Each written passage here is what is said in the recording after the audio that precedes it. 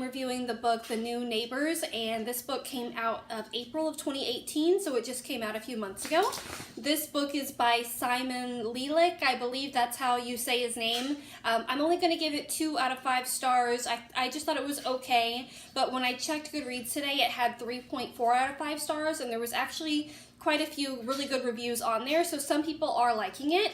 This book, I believe, is also the same book called The House by the same author that came out in 2017. So I don't know why there's 2 different names to it or why it came out twice, but it seems to be the same book. So basically this book is about a couple named Sydney and Jack, and they purchased a house together, and it's a huge house. It's a very creepy house. It should be a house that is more than they can afford, but the owner that's selling the house really wants to give it to a nice young couple. So even though, it's out of their price range, he lowers it so that they can afford this house because he feels like being generous to a nice young couple, I guess. So they move into the house. There's a lot of creepy things going on with it. I believe there's like a dead cat in the attic. They hear people coming in at night. There's just really weird noises. So you seem to think this is a book about a scary haunted house. Well, as the story goes on, Sydney meets her neighbor Elsie, who is a young teenage girl, and she seems to be a lot like Sydney when she was younger, going through the same family issues that Sydney went through, having an abusive father just like Sydney did. So she bonds with Elsie a lot, and during the same time, her boyfriend Jack is going through a lot of problems at work. He's struggling to keep his job, so there seems to be a lot of, negative things kind of going on around them. And then all of a sudden, someone ends up murdered outside of their house. So you kind of quickly realize that this book is a book that's telling Sydney's side of the story and Jack's side of the story, so they can prepare their stories for the police and share what's really happening and why it couldn't have been Sydney and Jack that were involved. So they're kind of sharing with you why it's not them, basically. So the pros of this book were that it was a pretty easy read. It was easy to get through it.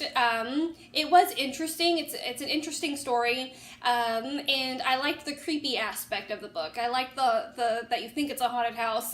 I like that part of it. But my cons are, I didn't really like Sydney or Jack. They did have a good character development, but I didn't really relate to them, as people. It was hard to be sympathetic for them, and also the kind of twist of the story. I read the back of the book, and it kind of set you up to believe this is a haunted house story. It's like a paranormal story, and it's not that at all. It's more of just a book about their alibis of why they couldn't have done this. So, and also the book goes back and forth between Sydney's point of view and Jack's point of view. So one chapter will be Sydney's point of view and one chapter will be Jack's, but sometimes it's like Jack's chapter, Jack's chapter, Jack's chapter, so it can be hard to keep up with who's telling what side of the story, or are they in the present tense or the past tense.